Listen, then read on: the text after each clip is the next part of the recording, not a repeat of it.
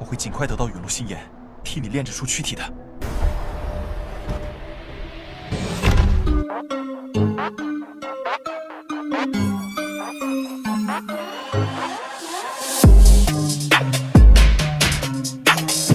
Halo kalian para pecinta Battlethrough The Heavens yang gak pernah bosan dengerin cerita si Oyan. Terima kasih untuk kalian yang selalu stay di sini dan meramaikan kolom komentar. Terima kasih juga untuk kalian yang udah lempar kopi buat Mimin sebagai apresiasi lebih. Goilah.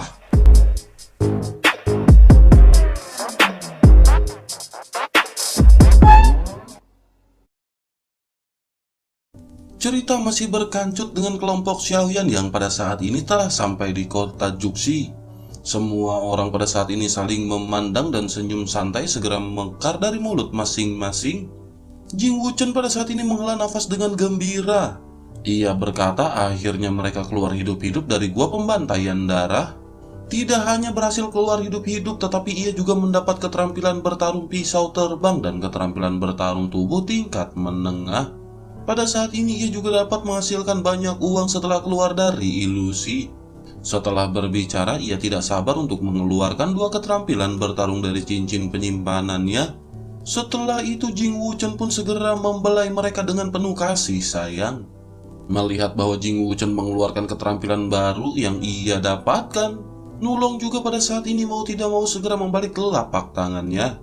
Ia memegang cincin penyimpanan dan kapak biru segera menyala di atas cincin penyimpanannya.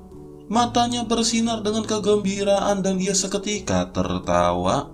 Nulong pun segera mengalirkan doki ke kapak tersebut dan cahaya biru kehitam-hitaman segera melonjak. Meskipun hanya sesaat, namun Nulong pada saat ini benar-benar terkejut. Ia berkata bahwa ini benar-benar memiliki efek magis dan terlalu kuat. Kapak perang ini memiliki dua efek magis dari tekanan berat dan kehancuran. Kekuatannya benar-benar sungguh tak akan terbayangkan. Menyadari hal tersebut, semua orang pun seketika mengungkapkan jempol ke arah Nulong. Nulong pun tersenyum sebelum akhirnya segera memasukkan senjata tersebut kembali ke dalam cincin penyimpanannya. Setelah itu ia mendesak yang lainnya untuk dengan cepat mengeluarkan benda yang mereka dapat. Nulong berkata mereka harus melihat apa yang pada saat ini didapatkan oleh saudara Chaos Immortal.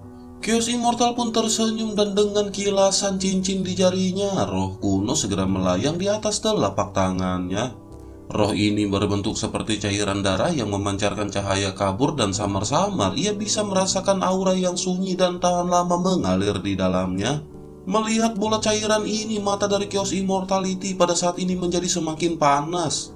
Setelah menatapnya lama, ia pun perlahan menjelaskan bahwa roh kuno ini memiliki peluang tertentu untuk sedikit meningkatkan level darah monster. Dengan begitu, maka peningkatan kebangkitan kekuatan darah dari klan monster miliknya akan terpenuhi. Semua orang juga pada saat ini segera mengucapkan selamat kepada Chaos Immortal. Tak lama setelah itu, Jing Wuchen segera menoleh ke arah Long Yi dan mulai berbicara. Ia berkata apakah Long Yi pada saat ini tidak ingin menunjukkan kepada saudara-saudaranya mengenai apa yang ia dapatkan. Begitu mendengar ini, Long Yi pun dengan segera mengeluarkan baju besi perang Dewa Petir dari cincin dengan kegembiraan. Segera setelah baju besi perang Dewa Petir ini keluar dengan suara retakan, kilat yang menyilaukan menyala di udara seperti pedang tajam. Semua orang segera mundur beberapa langkah sebelum akhirnya melihat baju perang besi tinggi dengan takjub. Merasakan kekuatan baju perang petir ini, semua orang benar-benar terkejut. Nulong pun segera berkata pantas saja tidak ada yang berani mengambil baju besi ini. Namun pada saat ini apakah Long Yi yakin bahwa ia benar-benar bisa menahan serangan balik dari baju besi Dewa Petir ini? Menanggapi hal itu, Xiaoyan tersenyum dan berkata jika Long Yi tidak mampu mengatasinya, maka siapakah di dunia ini yang akan bisa mengatasinya? Xiaoyan pun lanjut menoleh ke arah Long Yi sebelum akhirnya memerintahkan Long Yi untuk mencobanya. Long Yi pun mengangguk gembira sebelum akhirnya merentangkan tangannya dan di bawah pikirannya ia memerintahkan baju besi untuk mendekat. Namun pada saat ini tidak ada tanggapan terhadap pemanggilan Long Yi ini. Baju itu masih ditangguhkan di depan Long Yi dan tidak bergerak sedikit pun.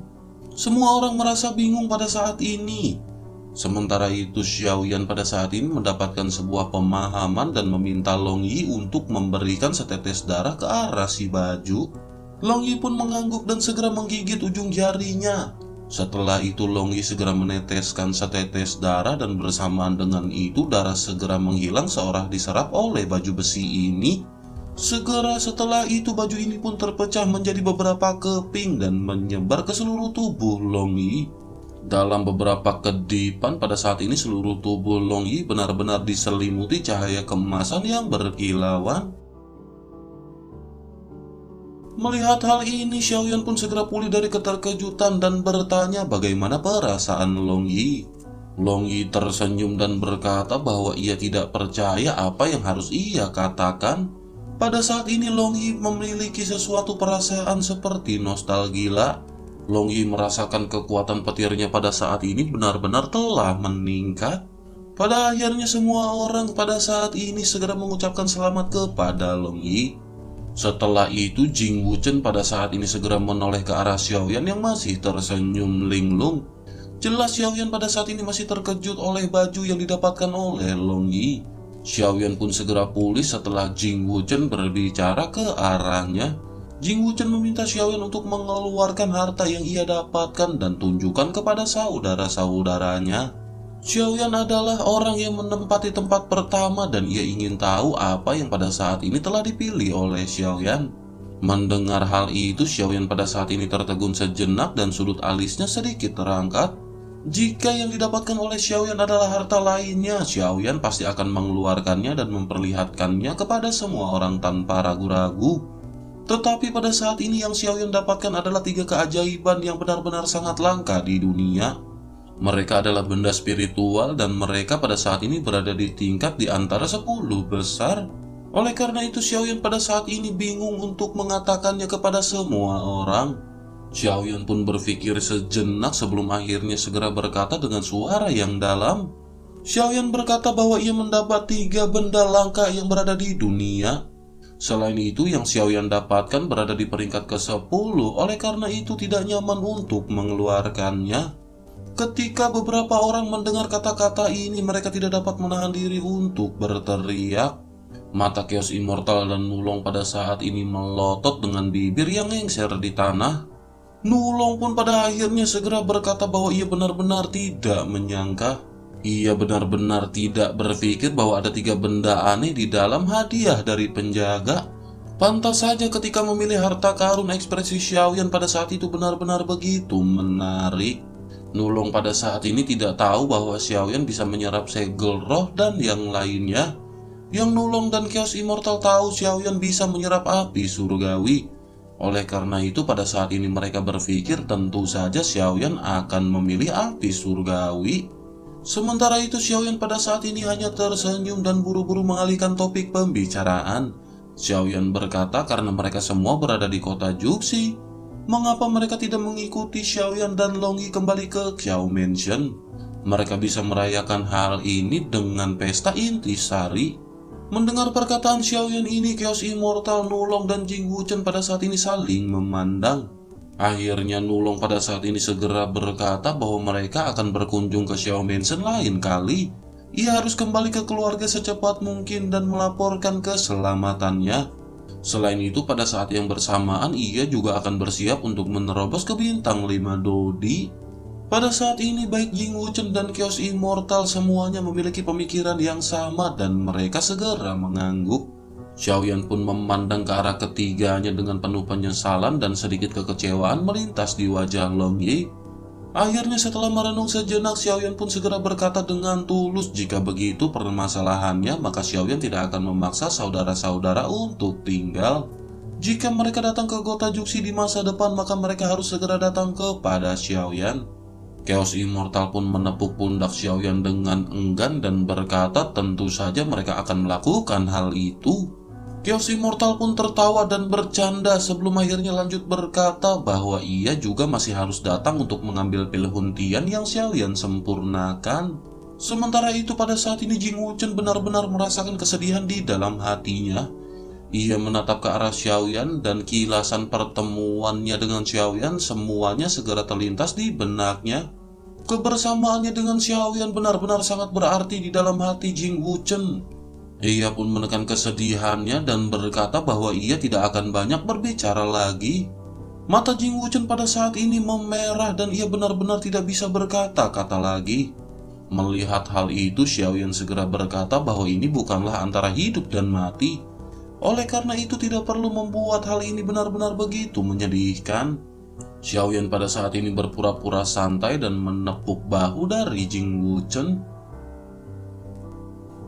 Semua orang menyadari meskipun ini hanyalah perpisahan sementara, namun itu akan memakan waktu hingga pertemuan berikutnya. Di antara mereka tidak ada yang tahu berapa tahun lagikah mereka akan bertemu. Selain itu, jika menunggu untuk menerobos ke bintang 5 Dodi, maka waktu yang diperlukan benar-benar akan sangatlah banyak. Hati kelima orang ini pun dipenuhi dengan kesedihan karena perpisahan yang tidak bisa terhindarkan. Di sisi lain, Nulong pada saat ini segera berkata jika ini terus berlanjut, ia khawatir ia akan menangis tak terkendali. Sungguh sangat sial, ia belum pernah menangis sejak ia tumbuh dewasa. Nulong pun menyeka matanya yang berbinar di mana air mata akan menetes. Chaos Immortal pun menghela nafas dan berkata sepertinya waktu perpisahan mereka benar-benar sudah tiba. Jing Wuchen pada saat ini hanya bisa menganggukkan kelapanya dengan wajahnya yang memerah. Akhirnya semua orang pun mengucapkan selamat tinggal dengan enggan di senja hari. Xiaoyan dan Long Yi juga pada saat ini segera pergi dan melesat seperti anak panah. Adegan beralih ke Xiao Mansion di tengah malam yang pada saat ini semakin gelap. Xiao Yao mondar-mandir di depan kursi guru besar dengan gelisah. Ia tanpa henti terus bergumam bahwa ia telah mendengar gua darah pembunuh pada saat ini telah ditutup. Namun mengapa Xiaoyan pada saat ini masih belum kembali? King Haoran yang duduk di kursi besar pada saat ini segera berkata kepada Xiao Yao bahwa Xiaoyan pasti baik-baik saja. Namun mengenai Xiaoyan yang belum sampai ke Xiao Mansion, sepertinya Xiaoyan masih tertunda oleh sesuatu. Selain itu, semua orang juga jangan melupakan bahwa Zeni dan Xiaoyan memiliki kontrak darah. Zeni pada saat ini masih hidup dan sehat walafiat, oleh karena itu dapat dipastikan bahwa Xiaoyan juga masih hidup. Di sisi lain, Xiaoqi pada saat ini telah keluar dari pelatihannya dan benar-benar mengkhawatirkan suaminya. Ia telah menunggu sangat lama dan pada saat ini ia benar-benar tidak bisa menahan lagi. Dia pun segera bertanya kepada Zeni dengan lembut kapankah menurut saudari Zeni kakak Xiaoyan akan kembali. Pada saat ini Xiaoqi bukan lagi Xiaoqi yang berada di Dizhou pada saat itu. Xiaoqi sudah memiliki aura nyonya rumah di Xiao Mansion di dalam tubuhnya. Setelah dari pelatihan ini, kekuatan dari Xiaoqi juga pada saat ini benar-benar telah meningkat pesat. Sementara itu Zeni pada saat ini tersenyum kepada Xiaoqi dan hendak menghiburnya. Namun pada saat ini tiba-tiba tubuh Zeni bergetar pargoy dan tidak bisa menahan hal tersebut. Ia pun tiba-tiba berkata dengan penuh semangat bahwa kontrak darahnya merasakan bahwa Tuan Muda Xiaoyan akan kembali. Xiao Yao, King Haoran, King Wu Erli Shaolong dan yang lainnya pada saat ini seketika berdiri. Mereka dengan serempak bertanya apakah yang dikatakan oleh Zeni itu adalah benar. Jenny pun membelai dadanya yang naik turun dengan kasar dan mengangguk dengan senyum gembira. Pada akhirnya Xiao Yao dan yang lainnya pun meletakkan batu yang selama ini menggantung di hati mereka. Mendengar apa yang dikatakan oleh Zeni, mereka pada saat ini merasa sedikit lega. Akhirnya tak lama setelah itu sosok Xiaoyan dan Long Yi pun segera berjalan menuju ke dalam aula. Bersamaan dengan keduanya muncul, semua orang pada saat ini segera bertepuk tangan dengan meriah. Xiaoyan pada saat ini sedikit bingung dan penuh rasa malu ketika memandang ke arah semua orang. Xiaoyan pun segera bertanya apakah upacara penyambutan yang megah seperti ini diperlukan. Mendengar hal itu, Zeni pun menatap ke arah Xiaoyan dan berbicara dengan nada mencela. Zeni berkata bahwa ini sudah 2000 tahun berlalu dan apakah mereka tidak boleh merayakan hal ini. Xiaoyan pun menoleh ke arah Zeni dan jantung Xiaoyan pada saat ini langsung berdetak kencang seolah-olah telah dipenuhi oleh perasaan asmara. Xiaoyan berpikir bahwa pada saat ini Zeni benar-benar memiliki kecantikan yang alami. Pesona Zeni selalu begitu menawan dan setiap kali ia melihat Zeni, Mata Xiaoyan secara tidak sengaja akan tertuju pada lato-lato montok Jenny dan paha ramping yang dipenuhi tepung. KFC kali. Namun sebelum Xiaoyan sempat melihat Jenny sepenuhnya, Xiaoyao bergegas mendekat dan memeluk Xiaoyan. Ia pun dengan hati-hati segera menatap Xiaoyan beberapa kali dari atas ke bawah dan dari depan ke belakang. Menanggapi hal itu, Xiaoyan pun segera berkata kepada leluhur Xiaoyao bahwa Xiaoyao pada saat ini benar-benar tidak memiliki luka. Xiaoyan dan Long Yi pada saat ini baik-baik saja dan tidak ada sehelai rambut pun yang menghilang. Menanggapi hal itu, Xiaoyao pun tersenyum bahagia. Sementara itu, Xiaoyan pada saat ini mengangguk dan tersenyum sebelum akhirnya menatap ke arah kerumunan yang mengelilinginya. Namun tak lama senyum Xiaoyan dengan cepat membeku di wajahnya dan berubah menjadi sedikit ketidakpercayaan. Xiaoyan menatap ke arah King Haoran dengan penuh keterkejutan dan berkata bahwa aura dari King Haoran benar-benar sangat berbeda. Ia pun segera menatap ke arah Nan Erming, Ziying, Xiaozan, Mu'er, dan Feng Feng. Xiaoyan pada saat ini benar-benar terkejut merasakan aura mereka yang benar-benar melonjak. Menyadari keterkejutan Xiaoyan, King Haoran pun segera mulai berbicara. Ia berkata bahwa Xiaoyan sudah pergi begitu lama, oleh karena itu King Haoran di sini tidak bisa hanya berdiam diri. King Haoran pun dengan bangga segera berkata bahwa ia pada saat ini sudah berada di tahap menengah bintang 7 Dodi. Xiaoyan ternganga-nganga dan bertanya bukankah peningkatan ini benar-benar sangat cepat? Bagaimana saudara King Haoran bisa melakukan hal itu? Hanya dengan waktu 2000 tahun dari puncak bintang ke-6, ia pada saat ini telah mencapai tahap tengah bintang 7 Dodi. Jika begitu permasalahannya, maka dapat dikatakan akan ada begitu banyak inti sihir yang harus diserap oleh King Haoran. Setidaknya inti sihir ini berada di peringkat ke-6 dan 7 dan itu tidak dapat dibeli dengan uang. King Haoran pun segera tertawa dengan keras dan bertanya kepada Xiaoyan yang keheranan. King Haoran bertanya apakah Xiaoyan ingat cincin iblis darah yang Xiaoyan bawakan untuknya saat itu.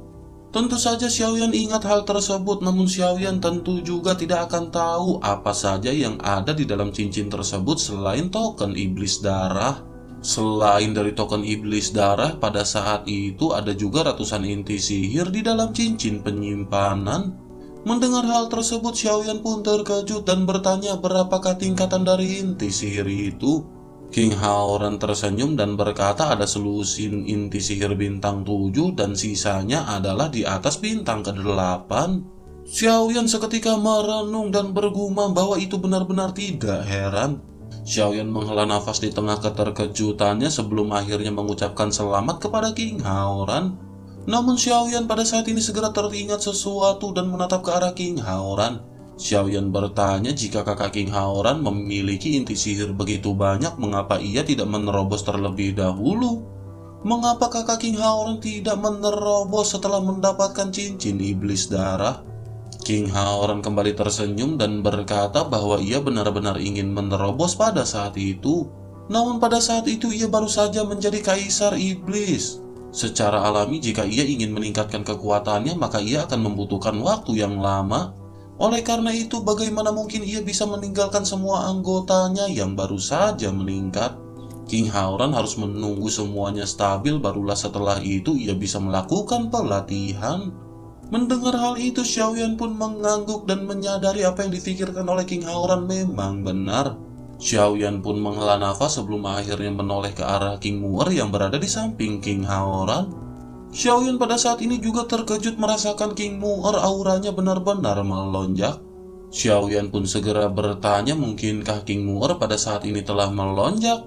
Menanggapi hal itu, King Haoran pun tertawa dan berkata bahwa ia juga telah memberikan beberapa inti sihir kepada King Mu'er. King Mu'er pun tertawa sebelum akhirnya berkata bahwa ia pada saat ini berada di tahap awal bintang ke-6. Oleh karena itu pada saat ini Xiaoyan tidak boleh macam-macam kepada King Mu'er. Xiaoyan pada saat ini hanya bisa tersenyum masam setelah mendengar perkataan dari King Mu'er. Xiaoyan pun tertegun sejenak sebelum akhirnya memperhatikan King Mu'er dengan serius. Ditatap oleh Xiaoyan dengan tatapan yang seperti itu, sebuah riak segera muncul di pipi King Mu'er menyebabkan ia pada saat ini berdebar-debar. Di dalam benak Xiaoyan, ia berpikir King Muor pada saat ini lebih cantik jika dibandingkan dengan sebelumnya setelah menerobos bintang ke-6. Selain itu, fisik dari King Muor pada saat ini semakin ramping dan Xiaoyan benar-benar sedikit terkejut. Semakin lama Xiaoyan memandang ke arah King Muor, sebuah percikan pun segera muncul. Biasaan loh. Di sisi lain, melihat keduanya bertatapan, King Haoran pun menyadari sesuatu. Ia berkata bahwa King Muor benar-benar sangat khawatir dengan Xiaoyan selama ia memasuki ilusi. Menanggapi hal itu, Xiaozan pun segera berkata bahwa itu memang benar. Semua orang mengangguk menyetujui perkataan dari King Haoran dan Xiaozan. Menyadari hal ini, wajah King Muor yang sudah merah pun menjadi semakin memerah. Sementara itu, Xiaoyan pada saat ini hanya bisa tersenyum malu. Ia pun menekan perasaan di dalam hatinya sebelum akhirnya menoleh ke arah anggotanya. Menyadari apa yang difikirkan oleh Xiaoyan, Xiaozan pun segera mulai kembali membuka mulutnya. Ia berkata bahwa saat ini ia berada di tahap tengah bintang 6 Dodi.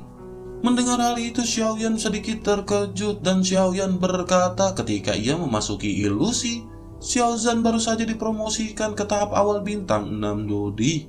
Kecepatan peningkatan dari Xiaozan saat ini benar-benar sangat luar biasa. Sementara itu di sisi lain, Xiaozan pun tersenyum puas dan berkata bahwa semua ini berkat pembaptisan kekuatan darah oleh orang suci. Mendengar hal itu, Xiaoyan pun mengangguk dengan gembira sebelum akhirnya menatap ke arah Nan Erming. Sementara itu, Nan Erming pada saat ini segera berkata kepada Xiaoyan sambil tersenyum. Nan Erming berkata bahwa peningkatannya pada saat ini biasa-biasa saja. Ia memiliki sejumlah besar inti sihir bintang 5 yang telah ditinggalkan oleh Tuan Muda Xiaoyan. Namun pada saat ini ia tidak bisa menembus bintang ke-6 dan pada saat ini berada di tahap akhir bintang ke-5. Ia benar-benar merasa sangat malu kepada Tuan Muda Xiaoyan karena ia tidak memiliki peningkatan yang pesat. Menanggapi hal itu, Xiaoyan pun tersenyum ke arah Nan Erming. Xiaoyan pun berkata meskipun begitu Nan Erming masih mengalami peningkatan dan kekuatannya tentu saja akan meningkat. Setelah itu Xiaoyan mengalihkan pandangannya ke arah Ziying dan berkata bahwa aura Ziying juga pada saat ini sepertinya lebih kuat jika dibandingkan dengan Nan Erming.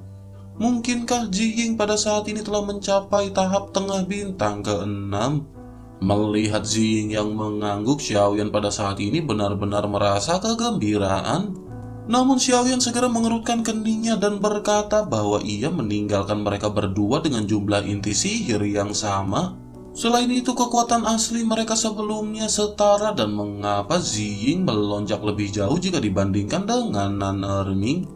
Menanggapi hal itu, Ziying pun segera berkata bahwa semua itu adalah karena tempat yang sangat gelap dan dingin. Xiaoyan pada akhirnya segera teringat tempat yang dimaksud oleh Ziying. Xiaoyan pun segera bertanya apakah tanah yin yang ekstrim tersebut telah banyak membantu Ziying. Sepertinya Ziying pada saat ini harus menceritakan prosesnya kepada Xiaoyan. Ziying pun mengangguk dan ia segera menjelaskan rincian perjalanannya menuju ke tempat yin yang ekstrim kepada Xiaoyan. Setelah mendengar cerita dari Ziying ini, Xiaoyan tidak bisa menahan diri untuk berseru. Xiaoyan berkata bahwa fisik dari yin yang sangat ekstrim ini benar-benar sangat kuat. Dengan kekuatan Ziying sepertinya ia akan mampu berhadapan dengan bintang 7 Dodi. Ziying pun mengangguk dan berkata bahwa itu harus dilakukan di tempat yin yang ekstrim. Ketika Xiaoyan menyadari Ziying memiliki kekuatan yang begitu menakutkan, Xiaoyan pada saat ini benar-benar sangat bahagia. Ziying pasti akan menjadi kekuatan utama nomor 1 yang mutlak dalam perang untuk Xiao Mansion. Xiaoyan dengan sangat bahagia segera tertawa dan mulai berkata kepada semua orang. Dengan peningkatan ini, Ziying sepertinya benar-benar akan menjadi ujung tombak bagi seluruh tim anggota Xiao Mansion. Mendengar perkataan dari Xiaoyan ini, Li Shaolong pada saat ini menunjukkan ketidakberdayaan. Li Shaolong pun segera berkata bahwa jumlah tim utama ditentukan oleh pil hati ungu. Setelah Lang Tian memurnikan 34 pil hati ungu, ia berhenti memurnikannya. Mendengar hal itu, Xiaoyan pun buru-buru mengangkat kelapanya dan melihat sekeliling. Barulah kemudian Xiaoyan menyadari tidak ada Lang Tian di sana. Namun Xiaoyan berpikir sepertinya Lang Tian pada saat ini sedang memurnikan pil. Namun Xiaoyan segera bertanya mengapa Lang Tian tidak berlatih lagi. Mengapa Lang Tian tidak terus melakukan pemurnian pil hati ungu? Dengan ketidakberdayaan, Li Xiaolong pun segera menjelaskan semua yang dikatakan oleh Lang Tian dengan malu-malu. Lang Tian menyampaikan bahwa ia hanya memiliki tingkat keberhasilan kurang dari 7% dalam menyempurnakan pil hati ungu. Lang Tian tahu pentingnya pil hati ungu bagi Xiao Mansion. Ia juga memberitahu Li Xiaolong bahwa kura-kura hati ungu telah menghilang di benua Dodi. Oleh karena itu, Lang Tian benar-benar tidak ingin menghamburkan barang-barang yang begitu langka tersebut. Oleh karena itu, Lang Tian meminta bahwa pil hati ungu ini sebaiknya dimurnikan oleh Tuan Muda Xiaoyan yang merupakan seorang alkemis tingkat 6. Dengan begitu, pemborosan bahan obat yang langka ini benar-benar akan bisa ditekan. Mendengar hal itu, Xiaoyan pun mengangguk dan menyadari apa yang dilakukan oleh Lang Tian ini memang hal yang benar. Sementara itu di sisi lain, Li Xiaolong segera melaporkan bahwa ia juga pada saat ini berhasil merekrut beberapa orang. Li Xiaolong menjelaskan meskipun tidak ada pil hati ungu untuk saat ini, mereka tidak berhenti merekrut talenta. Li Xiaolong telah merekrut orang-orang yang memiliki karakter, bakat, dan potensi yang sangat baik. Xiaoyan pun mengangguk dengan penuh penghargaan kepada Li Xiaolong dan berkata bahwa Li Xiaolong telah melakukan pekerjaan ini dengan baik. Bersamaan dengan pembahasan ini, transmisi suara Zeni segera masuk ke telinga Xiaoyan. Zeni berkata bahwa ia ingin mengingatkan Xiaoyan tentang sesuatu. Zeni mendapat berita dari Xiaozan dan yang lainnya bahwa mereka sering melihat Li Xiaolong yang ngelamun di bawah sinar bulan sendirian. Tampaknya Li Xiaolong pada saat ini dipenuhi dengan rasa kehilangan yang melekat di dalam hatinya. Mendengar transmisi suara Zeni ini, Xiaoyan pun seketika tercengang. Mata Xiaoyan seketika menjadi lembab dan ia segera berdiri. Ia membuka lengannya dan memeluk Li Xiaolong dengan erat. Xiaoyan pun segera berterima kasih kepada Li Xiaolong atas waktu 2000 tahun yang telah Li Xiaolong berikan kepada Xiao Mansion. Li Xiaolong pada saat ini diliputi rasa terima kasih dan kegembiraan ketika ia mendengar perkataan Xiaoyan. Xiaoyan pun melepaskan pelukannya sebelum akhirnya lanjut berbicara kepada semua orang. Xiaoyan menatap ke arah Li Xiaolong dan berkata bahwa semua ini hanya sementara. Setelah ini akan ada cara berlatih secara eksklusif untuk Li Xiaolong dan yang lainnya. Dengan begitu mereka semua akan bisa berlatih dengan mati-matian sehingga ketika waktunya tiba, semua orang akan bersiap untuk bertempur bersama dengan Xiaoyan menguasai benua Dodi. Li Xiaolong pada saat ini semakin terharu dengan perkataan dari Xiaoyan. Li Xiaolong pada saat ini tentu saja ingin berkultivasi untuk membantu Xiaoyan bertempur. Namun karena Li Xiaolong sibuk mengurusi Xiao Mansion dan merekrut anggota baru, ia pada saat ini benar-benar tidak memiliki waktu yang cukup banyak. Li Xiaolong pun segera menekan perasaan di dalam hatinya sebelum akhirnya berbisik kepada Xiaoyan. Li Xiaolong berkata bahwa saudari Zeni pada saat ini benar-benar sangat kuyuk. Ia benar-benar telah berjuang mati-matian untuk Xiao Mansion dan Xiaoyan harus menghargainya. Mendengar hal ini, pemikiran Xiaoyan pada saat ini seketika berdengung. Xiaoyan teringat ekspresi penghinaan dari Zhenjian untuknya sebelum akhirnya memikirkan Zeni. Zeni merupakan putri agung kaisar yang berada di bawah tekanan keluarganya. Ia pada saat ini rela membayar dirinya sendiri secara diam-diam untuk bersama dengan Xiaoyan. Tidak ada keluhan atau penyesalan dari Zeni, padahal pada saat ini kekuatan Zeni tidak berkembang. Xiaoyan pada akhirnya melangkah ke depan Zeni dan memegang tangan Zeni yang sehalus batu giok. Tiba-tiba dipegang oleh Xiaoyan di depan umum hati Zeni pada saat ini dag-dig-dug. Rona merah segera muncul di wajahnya yang cantik dan ia sedikit pusing pada saat itu. Banyak pasang mata yang tercengang menatap mereka berdua dengan berbagai emosi yang rumit. Xiaoyan memiliki perasaan campur aduk di dalam hatinya dan bertanya-tanya apakah ia harus mengatakan cinta kepada Zeni. Sementara itu King Haoran sedikit mengerutkan keningnya. Cinta di antara Zeni dan saudara Xiaoyan sudah terlihat di Xiao Mansion. Namun apakah benar-benar tepat untuk mengungkapkan permasalahan ini pada saat ini? Di sisi lain, Xiaozan dan Erming, Feng Feng, dan Ziying benar-benar memiliki pemikiran yang sederhana. Mereka berpikir secara bersamaan di dalam hati mereka apakah saudara Xiaoyan pada saat ini akan mengungkapkan perasaannya. Mereka pada saat ini dipenuhi dengan tatapan antisipapi dengan rasa ingin tahu. Sementara itu, tatapan Xiaoqi pada saat ini tertuju pada tangan Xiaoyan dan Zeni. Matanya sedikit kabur dan senyum di wajahnya menjadi sedikit dibuat-buat. Ia bertanya-tanya mengapa di dalam hatinya pada saat ini masih terasa masam. Mungkinkah ia pada saat ini benar-benar cemburu kepada saudari Zeni? Sementara itu, Xiaoyan pada saat ini benar-benar gak mikirin Xiaoqi dan memeluk Zeni dengan erat. Gua geplak pala lu. Tubuh halus Zeni benar-benar bergetar dan ia segera kehilangan kekuatannya dan hanya bisa membiarkan telapak tangan Xiaoyan memegang pinggulnya. Sementara itu, Xiaoyan berbicara kepada Zeni di dekat telinganya. Bau congek kuping lu. Kagak. Sementara itu, Xiaoyan berbicara kepada Zeni di dekat telinganya. Ia berkata bahwa saudari Zeni telah bekerja keras kepada Xiaoyan dan Xiaoyan benar-benar telah menganiaya saudari Zeni. Semua orang seketika tercengang dan menghela nafas. Namun mereka segera mengangguk dan dengan hati-hati menyimak perkataan dari Xiaoyan. Mereka semua merasakan makna yang dalam di dalam perkataan Xiaoyan yang terselubung dengan perasaan emosional.